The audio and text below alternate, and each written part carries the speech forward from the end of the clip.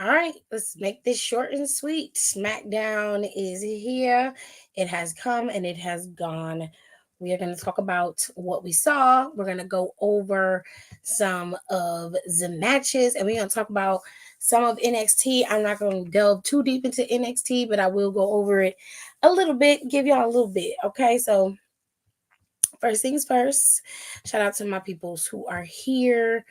All right, top commenter of the day goes to Kayla. She was in here first. And then we have Janelle, we have Nika, we got Donnie. He said it was 3.8 out of 5. SmackDown was okay. It wasn't nothing to write home about. It was okay.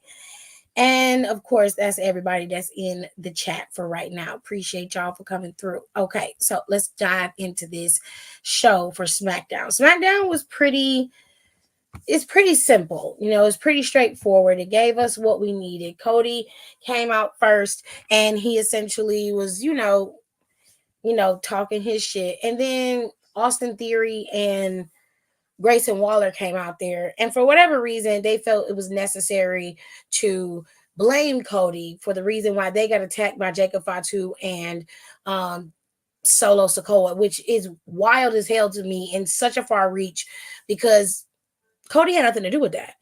He attacked them because y'all was in the way. Like, simple and plain. And if I recall, Solo said that last week when he took you out and the tag team champions. He made that very clear. So I was very confused. I was like, okay, whatever makes you happy. This led to Cody requesting a match from Nick Aldis, which Nick granted only under the guise that he find a tag team partner, which he ultimately ended up finding in Kevin Owens. Now, I kind of figured it would be KO. KO's mom was sick recently, and he ended up posting on social media that she is in better health, which we love that. I'm so happy for him and for his family that his mom was able to fight through, and she is still here with them. And you got to love that for Cody and his family. Now, moving into the first match of the night, it was Carmelo Hayes versus Andrade. Okay, and this was actually a really, really good match. Both of them performed exceptionally well. Carmelo Hayes never disappoints, and neither does Andrade. Both of them are amazing athletes and superior performers in the ring. And it just shows how great Carmelo Hayes can be and where he is headed. He is light years ahead of a lot of the people that are already in the WWE, guys like Grayson Waller and Austin Theory. He just is better and he can hang with the best of them. And you love that for Carmelo. I can't wait to see where they go with him.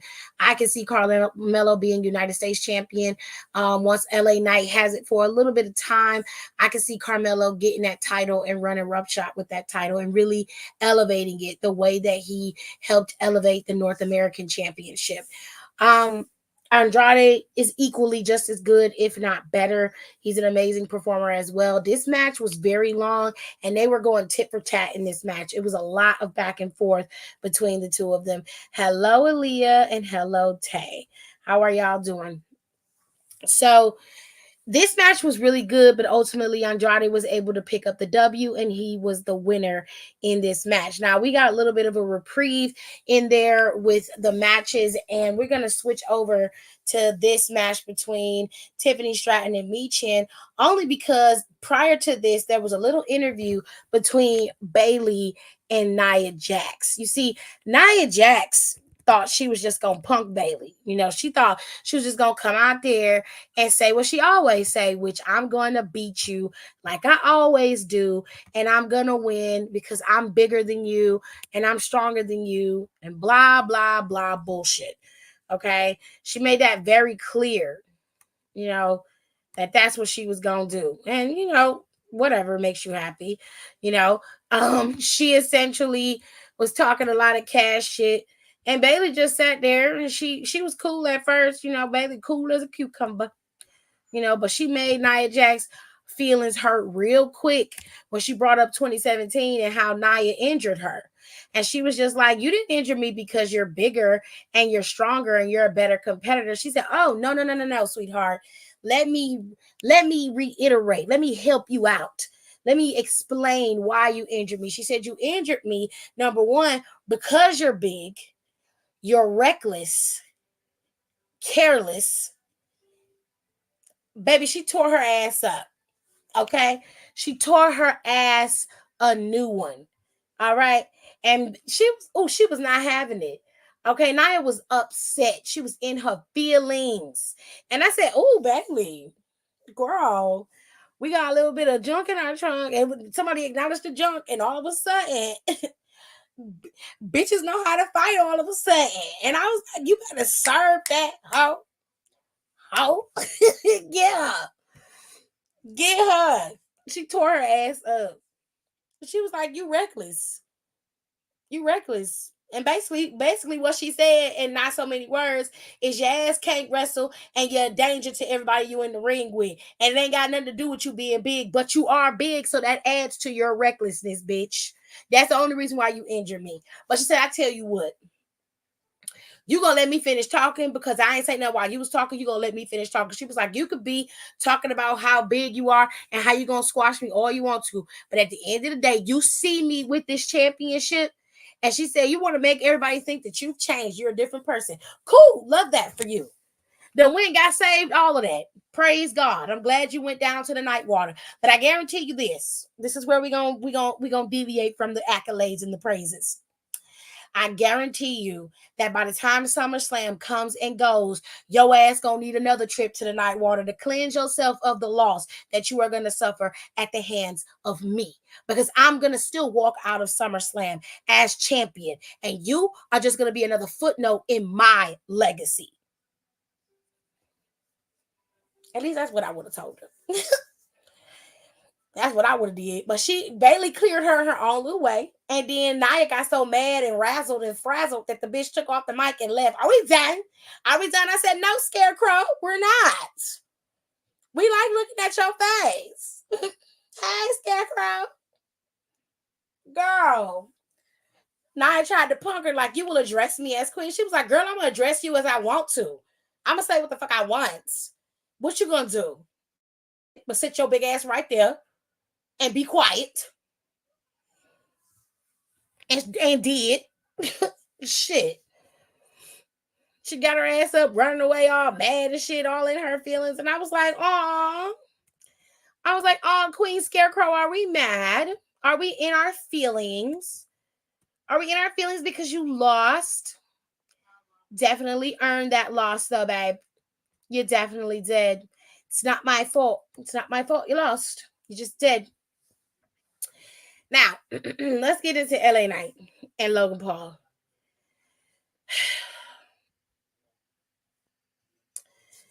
This was unnecessarily long. I really wish they would stop giving Logan Paul a live mic. I really need them to stop doing that. I need them to stop letting him drag out segments like that because his segment was way too fucking long. At this point, like Bailey and Nia's segment was short and sweet. It was to the point. You got where it was coming from. You already got the buildup of them and everything that they need. LA Knight and Logan Paul have only met in person a few times. They've crossed paths a few times. And the things that Logan Paul was saying was just weird and all offside. Just weird. "Oh, you're a gym bro with a god complex." And it's just like, bro, you're literally a frat boy who's been trying to be a gym bro, but you don't have the guts or the cojones to do it. So you resulted to being on YouTube and TikTok and Vine and everywhere else, making your money and doing your thing over there. But let's not make it seem like LA Knight is some flash in the pan and you somehow are superior to him. The only person that is a footnote in history is you. You're the one who is going to leave WWE and go back to being on social media doing nothing. Whereas LA Knight's going to continue to have his trajectory to actually being WWE champion. I'll be damned if I'm going to watch WWE and your ass is champion. I'll be damned. 200 plus days as champion and you defended the title twice? That's ridiculous. I don't care what kind of contract WWE gave you. I don't care what you talking about. That is bullshit. Even Cody and fucking the Intercontinental Championship has been defended more. The tag team titles have been defended and seen more than you. The women's tag team titles have been defended and seen more than you. And you got the audacity to come in LA Knight face and tell him that he don't deserve a title shot. To be honest with you, if we being fair, back in the day when motherfucking Rey Mysterio was champion and your ass was trying to get the title shot, to be fair, you didn't deserve a title shot. You didn't deserve the title shot. You didn't, babe. But you got it because you're rich and you're the all-American white boy and you weaseled your way in and you were able to secure your contract so that you had title shots and you could be champion. So you could live out your little boy dreams of being champion on the WWE. Congratulations. I'm happy for you. But it's time for us to move on. It's time for us to move on, babe. We're done. We're done. Thanks for coming. Thanks for coming. Love yous. Mwah. Bye. LA Knight got his ass together real quick. And he basically goaded him into signing the contract. He told him that while his brother got some cojones because he going after one of the biggest fighters, one of the greatest fighters of all time in Mike Tyson, you keep ducking in every chance you get. So it's clear where the balls are in this family. It's clear. It's clear. I was like, I won't say that. They stupid. You know, that's stupid. I'm sorry. I don't care who you are. It is dumb to be in the ring with Mike Tyson in any way, shape, or form. Whether he old, younger, and different, don't matter. I don't want to get knocked out by that man in any way, shape, or form. I will never, ever put myself in the position where somebody I know is bigger, stronger, and just flat out better and talented and more skilled than me and be like, I'm going to take you on head to head. Hell no. Hell no. That don't breed character. That's just dumb. The fuck? Absolutely not. I refuse. Okay? Child. But Logan Paul took the bait and LA Knight got his signature. He signed it. And then he decided to say he gonna put it on the back. He'll give him an extra stipulation. He drew a map, you know, so he can, I don't know. It was something dumb. And it was him basically stealing LA Knight's thunder. His reads are so weak, late, and tired. And it's just like you don't have nothing else. You have nothing else to lean on other than you're rich. You've got all these businesses. You got all these things going. Then you threw in the fact that you're interviewing former presidents. Oh, you mean the one that can barely count to 10 and can barely read? You mean the one that was sitting up on the RNC with motherfucking Hulk Hogan cutting a whole promo about how everybody's going to be Trumpites? What the fuck is a Trumpite? That sounds like a disease that I do not want. You mean him? You mean the motherfucker that fell asleep at the RNC? You mean him? Is that who we're talking about? Sure. Go off, sir. Make yourself happy. Whatever works for you. You so busy worrying about everything that you've done that you can't focus on you being champion. And that's the problem. It's okay because that responsibility is going to be alleviated from you, whether you want it to be or not. Now, there was some filler matches back there. Logan said LA was living like Larry, and I was like, bro, Larry is infinitely cooler than you. Child. The only ones it's just sad at this point, and I'm just tired. It's ran its course essentially, and it's like, okay, you're a champion, fine. Let's move on. Let's go to something else. Anywho, so let's get back into it. So they cut to the next break and they decided to go backstage. Now, there was no Naomi this week. There was no Blair Davenport this week. But they did, see LA Knight going backstage. And Santos and his Ice Capades bitch was back there. And basically, they was talking about some, well, you didn't pin me in that match. You pinned Logan. And it was just like, okay, and fuck y'all want. Like, what are you doing? Santos, what the fuck do you want? You and that long titty bitch got to go. I'm tired. And so Santos was like, if it had been me and you, mano, you wouldn't be doing none of this. And he was like, bro, look, you in my way, but I will gladly remove you as an obstacle next week. I think I got some time on my hands. Let me help you out so I can get you backstage and get you to the hospital where you need to be a little bit faster. Because it seems like you are itching to get your ass toward a new one. And I will be so glad to oblige. And he was like, oh, LA, wow, having a match right before your title match at SummerSlam, that's not good in Mono. And he was like, well, neither is you run around here looking like a slick back Negro, but we stuck here. We're stuck. It is what it is, baby. He ain't say that, but I can say that. Because we all know that Lola stupid ass is gonna get involved. Y'all know I call Electra Lopez Lola because she looked like Lola the fish from from Shark Tale. She's dangerous, super bad. Better watch out, she'll take it. She's gold digger. That's what she looked like to me. Anyways, Bianca Belair had a match with Chelsea that got made because Bianca and Jade were going backstage to talk to Nick. They wanted to get their rematch for the tag team titles. And Chelsea and, of course, Piper were back there waiting to talk to Nick because Nick wasn't there last week. He was on vacation. So this led to a little altercation between the two of them, and they decided, since they can't decide who can go in there and talk to Nick, Bianca was like, well, how about you just meet me in the ring? So the two girls had it, and they went at it. They had a decent match. Bianca ended up picking up the win. And that's when the Enchanted Witches got on the screen. And essentially what they said was, we have think about giving you a title shot, and we have all the power anyway. We wield all of that. So it's fun when you have all the power. And she was like, you might get a glimpse of our beautiful titles next week. But a title shot, we'll think about it. And it was like, girl, you only hold but so much power. Okay. If they got a rematch clause, they can invoke that rematch clause, and all Nick got to do is set the shit up. I don't know why they making it seem like the title holders are the ones who decide who gets title shots and who don't, because they really don't. They really don't. Okay. Let's just keep it motherfucking real. Now, Michin, blow up doll Tiffany had a match.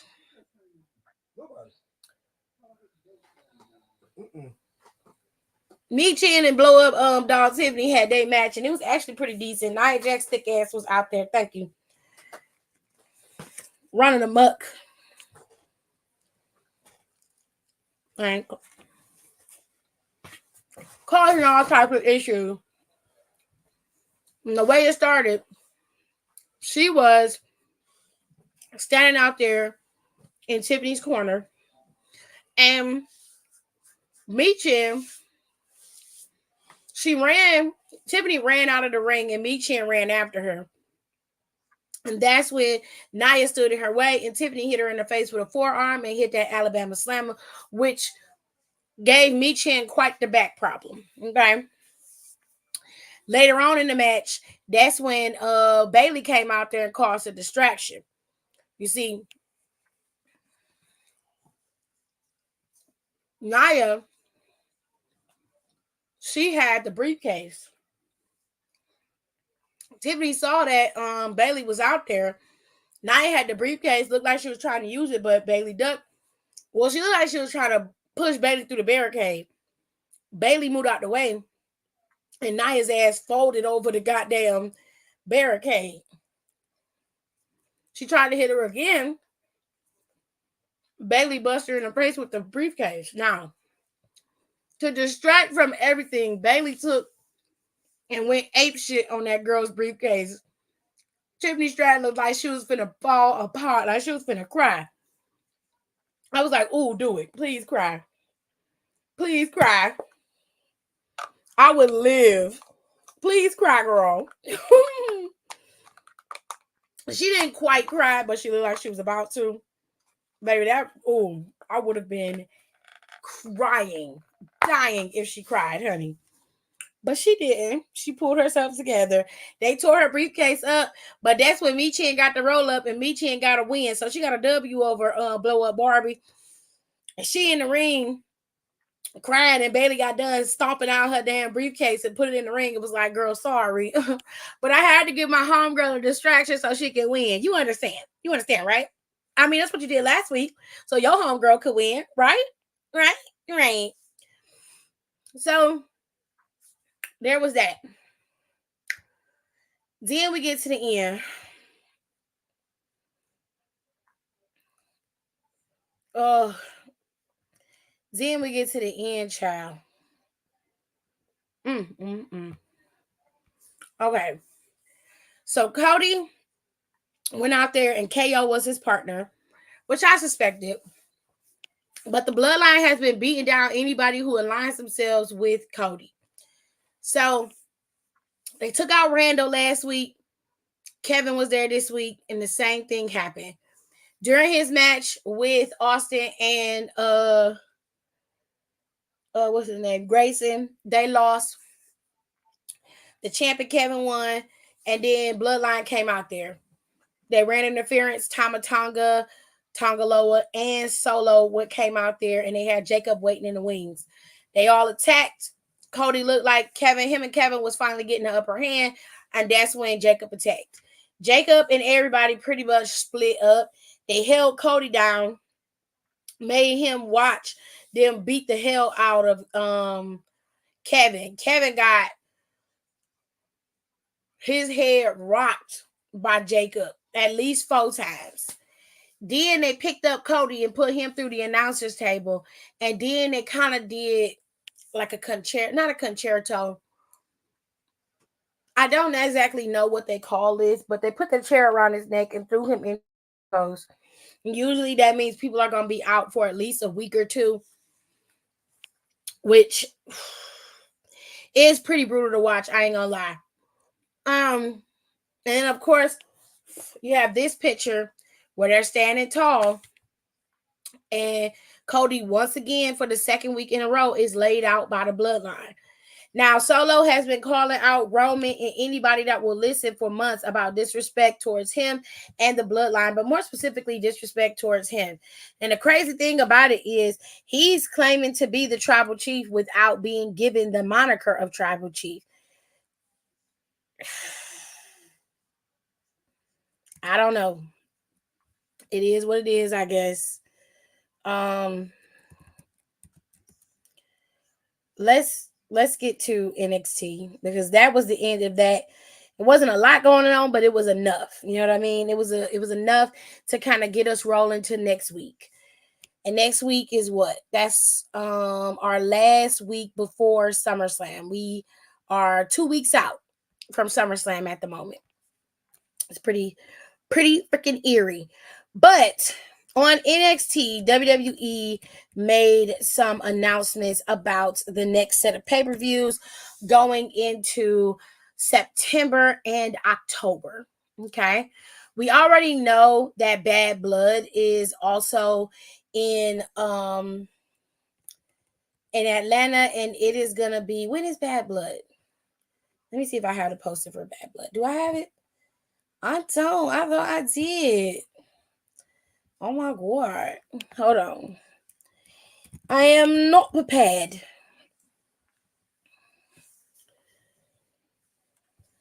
Bad Blood is in October. As well as let me go ahead and save that. As well as Halloween Havoc. It is also in October. Excuse me. So Bad Blood is a Saturday. It's on Saturday, October 5th at the State Farm Arena in Atlanta.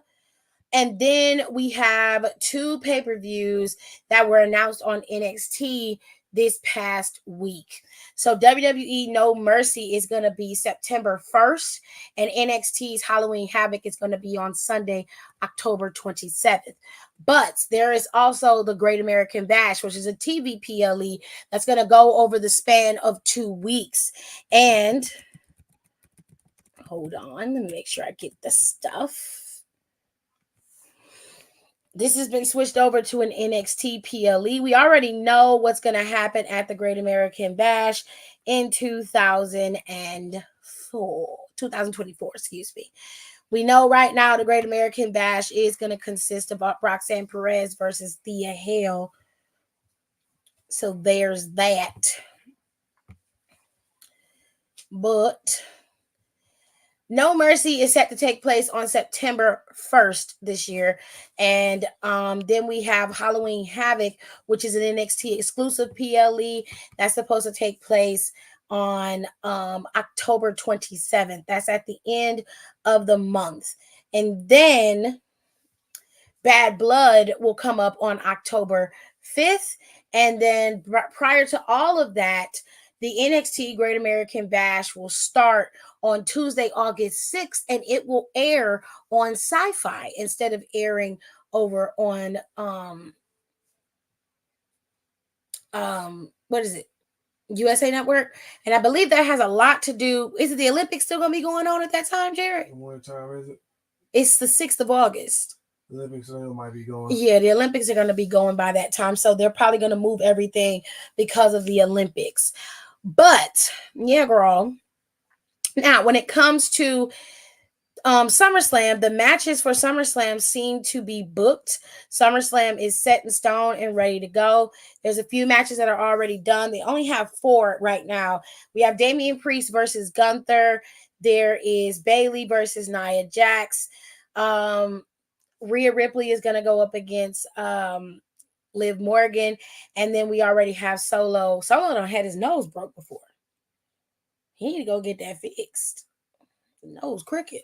Solo going up against Cody for the WWE Championship. So it seems all the major titles are booked. I suspect that Sami Zayn's title will be booked probably by next week. And of course, we do have the other title with Logan Paul and LA Knight already booked as well. So it's gonna be interesting. We're gonna have some interesting times. Okay. Yeah, they got Logan and them's graphic up here, which is kind of cool. I kind of like the Rock graphics that they have up there, but these are the official graphics that they have posted on WWE's website. So I watched NXT, ladies and gents, and I was very, very happy. The Rascals were the first ones that came out. It was a fun time watching them wrestle. And I know for Trey Miguel, that had to be a dream come true for him to be able to wrestle in a WWE ring.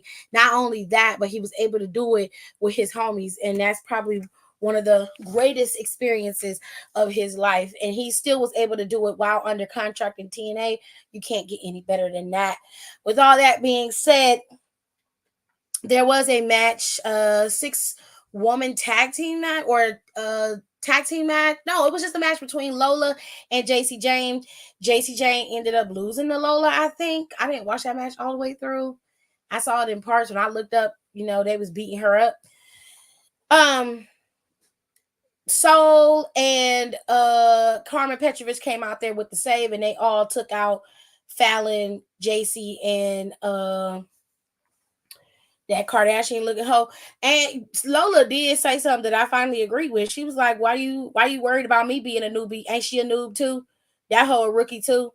And she was like, oh, she's different. No, she's not. She's not. She's not. She's a rookie. And if we being fair, and I don't even fucking like Lola, but at least Lola can keep up with the rest of the crews. That bitch y'all got with y'all, weak sauce. Weak sauce on a cracker. Okay. Then, what's the name? Brooks. Is that his name? Brooks, the crazy one. He had a match with Javon Evans. There's Javon Evans and Brooks went at it. Brooks and Briggs was out there with Brooks. They was out there. I don't know. I can't think of it. I think it's Briggs or Jensen, whatever. Homeboy was out there with his friend trying to keep him together. And of course, he was not acting right. Sean Spears came out there for whatever fucking reason. And so they ended up having this discord on the outside of the ring that caused a distraction for Brooks. Brooks ended up losing to Javon Evans. Javon Evans did this gnarly move off the bottom rope. It was crazy. Okay, I've never seen that before in my life. That boy is nuts. But anyways, Javon Evans won, and Brooks got in his feelings and attacked Javon Evans. So when they got ready to leave, Brooks basically blamed Briggs for everything and was like, you cost me my match. And he was like, bro, I'm out there because you don't know how to keep your shit together. And I put my neck on the line for you. My fucking career's on the line for you. And here you are out here acting like a psycho. What is wrong with you? And he was like, you know what? We can have a match next week and we can settle this right then and there. And he was like, I'm not gonna fight you. I already fought you once and I beat you. And I'm not trying to do that again. So let's just leave it at that. He was like, nah, it's no holds barred. No disqualification. I'll see you next week. And then he got in the car. Somebody drove his ass off. I was like, okay, you obviously not sane enough to drive your own car. So Roxanne skipped to my Lou ass was out there talking shit again. As much as I was happy that she beat Lola, I'm not gonna lie, I was happy she beat her. As much as she was out there talking cash shit, the same old rhetoric. Everybody was cheering, giving Lola a standing ovation. Where's my accolades? Where's my cheer? Bitch, when they cheer for you, you tell everybody you don't need them to cheer for you. So at this point, it's like, girl, it's either you want it or you don't. And quite frankly, we don't care if you want it. We don't care. We don't care. We're tired. We're tired of you. We're sick of it. So she was just like, that's not your phone.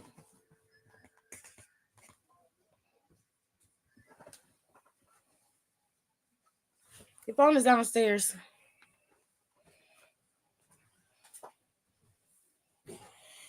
Anyways, so she was like, I've beaten everyone, and now here I am I have to go up against Thea Hale. And she was like, of all people, Thea Hale. So Thea Hale came out there and was like, girl, she was like, you know what? You of all people should know better. She said, I looked up to you. And she said, you know what it's like for people to count you out, to treat you like you don't exist, for people to act as if you're never going to be good enough to be here. You know exactly what that's like. And here you are turning around and doing that shit to me. And I thought you was better than that. I thought you was different. Child. Thea was like, it's okay. Because while you so busy talking about history books and flipping pages, she was like, what you're going to do is open that page, and then I'm going to be standing there with the pen writing my name in history as the youngest women's NXT champion in history. Boom. And I was like, period, Thea. Period. We love that. We love you for that. And then Roxanne was like, oh, Thea, let me give you some advice. You don't belong here. You're just a little girl. And I was like, girl, bitch, you don't want 4'11". I'm taller than you, huh? You talk to me when you can get on all the rides at Disneyland. Then you can call me a little girl. Then you can tell me that I'm not good enough and I'm not up to par. When your ass can stand in line and not be judged by the 38 foot, by the 38 centimeters, then you can tell me what the fuck I can and can't do. Other than that, shut your mouth, shut the fuck up. I don't want to hear nothing else. Okay, you better get out my face before you get swole. All right, don't play with me like that. I told her ass, I'm like, little? Little? Are we talking about little? Is that where we're going? You, who's shorter than me? What? Oh my God, I never thought you had it in you, babe. Not to be this Delulu. Delululemon, bitch. Ah. Anyways, Roxanne ended up attacking her, and then she was able to put that arm lock on her, and Roxanne rolled out the ring after everybody came in there. Ridge had to pull her off the girl. I was like, period, Ridge, get her together. Because Ridge saved that head for life. Now, Gallus got upset because Joe Hendry came out there during a match with the Rascals, which the Rascals did win, by the way. Gallus got upset about it and was back there backstage talking shit. And Joe Hendry was like, you called my name, I'm here. But he was like, you could be better at what you do if you would just believe. You would be great if you believed in Joe Hendry. They're both Scotsmen. So I have a sneaking suspicion that either Gallus is probably going to interfere, because Joe Hendry said, I like it here in NXT. I'm going to stick around for a while. And I was like, oh, goody. So I have a sneaky suspicion that Joe Hendry is not going to win the championship at Slammiversary Saturday, which it is Saturday, by the way. And Moose will probably retain, which fucking sucks. I really want Macklin to win that title. I really, really do. But anyways, Joe Hendry vowed to stick around, so we still might be seeing Joe Hendry even after this Slammiversary match, which I love because I can't wait. I really do want to see Joe Hendry on TV. I especially on NXT. It's gonna be awesome with the capital A. Okay. Now I fear Gallus will probably interfere in that match and cause him to lose, which would suck for Joe Hendry, but it also would work out in his favor for him coming to NXT more often. What else did we watch? Ashanti the Adonis is there, and he made enough of a stink that he is going to go up against Oro Mensah next week. Now, of course, Oro went in there and was going after Ethan Page once again. Ethan Page has been ducking and dodging Oro Mensah, and essentially what he did was he talked all this shit and was just like, "You want me to defend my title? I'll defend my title. I'll defend it against Dante Chen." So they had a match. Decent match, but of course, Ethan Page won the match and Dante Chen lost. Oro Mensah then attacked him, laid him out, and then laid on top of him and pinned him for a 1, 2, 3 count. It was more than 3. But I was like, "Ooh, that's messy, child." Now, of course, Ethan Page was in his feelings and was asked as he was leaving the building how he felt about getting pinned by Oro Mensah. He was like, "First of all, I didn't get pinned, okay? It doesn't count." And I was like, "It definitely does. It definitely does. It definitely does. You got your ass beat again." You have your phone this time?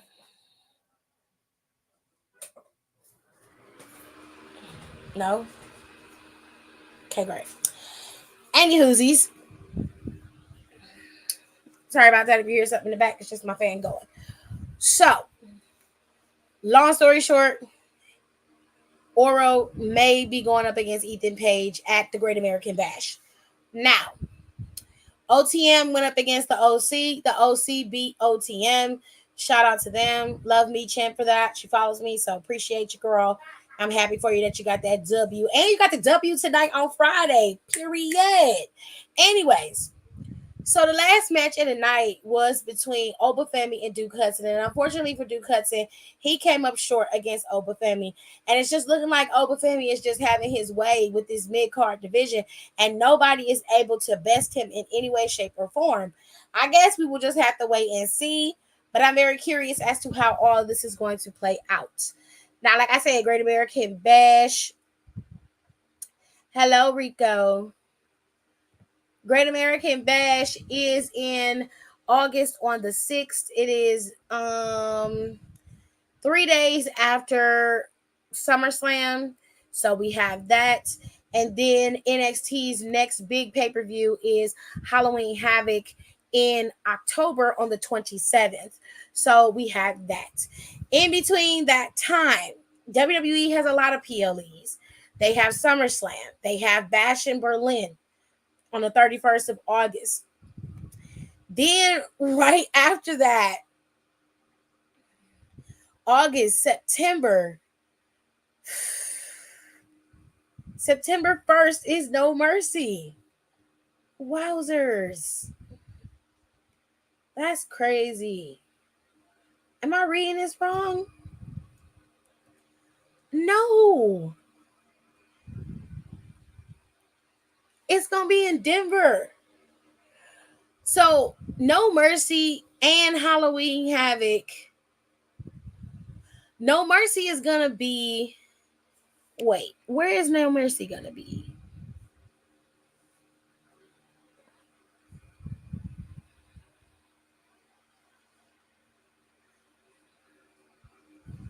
So No Mercy is going to be in Denver, Colorado. And NXT Halloween Havoc is going to be in Hershey, Pennsylvania.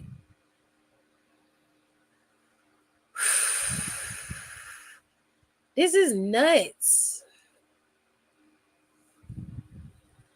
So right after Bash in Berlin, like literally the next... Am I crazy? When is the 31st of August? So Saturday they got Bash in Berlin, and then that Sunday is No Mercy.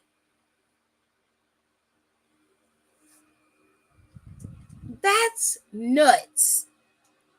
It didn't dawn on me. That's crazy. Do you know the schedule they're gonna that means somebody's not gonna be booked for Bash in Berlin. And if they are, y'all gotta be some strong ass motherfuckers because there's no way. There's no way. I mean, sure, go off. I don't know why you're saying finally like she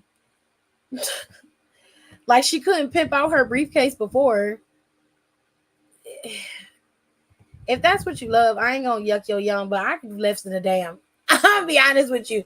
I can give less than a damn about whether she trick out the briefcase or not. The how the briefcase look should not fucking matter. That was an odd take.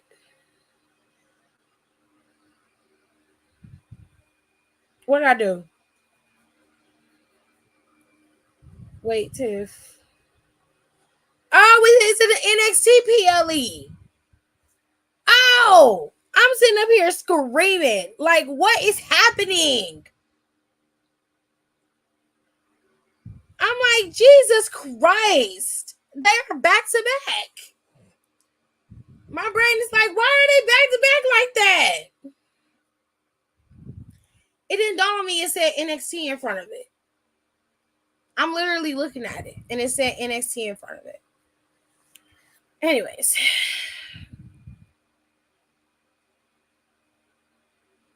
Yes, NXT is going to be in Denver.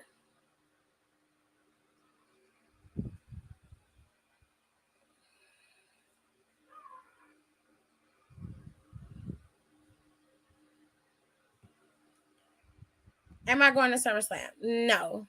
I live in the city, but I'm not gonna go. I'm having a watch party and people are coming over. I just think it fits her character. That's why. Like I said, I'm not trying to yuck your yum. I just don't care. I don't really care about a new briefcase. To me, the briefcase is the briefcase. Do you?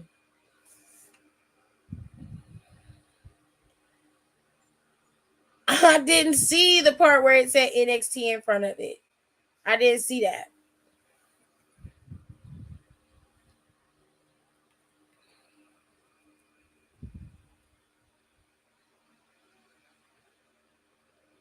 Because usually No Mercy is a main roster PLE. So I'm just like, okay, they're going to do No Mercy again. Okay, cool. That's just the way I went with it. I didn't even notice that it was NXT connected. It didn't dawn on me that it was NXT connected until I flipped from when y'all was posting in here. And then I'm looking and I'm just like, that has NXT in front of it. Okay. I was wrong. Cool beans. So, anyways, that's it. That's all. So now that we've cleared it up, NXT has two PLEs set to roll. One is coming right after Bash of Berlin. They've got NXT No Mercy, and then they have Halloween Havoc in October. WWE has yet to announce another PLE besides Bad Blood, which Bad Blood is supposed to be on October 5th.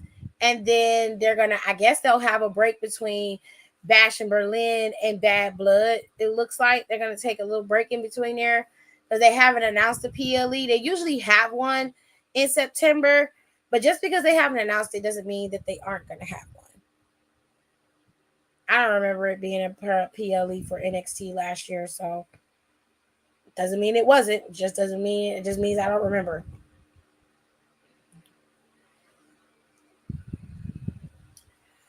So now that we got that cleared up, I'm gonna go ahead and go. Make sure y'all come back on Monday. I'll have the PLEs correct on Monday, and we'll talk about the show for Monday. Hopefully, Monday and next Friday are better shows because we need it to be better. And then Tuesday's probably gonna be good. It always is. So I'm gonna say and I will talk to y'all on Monday.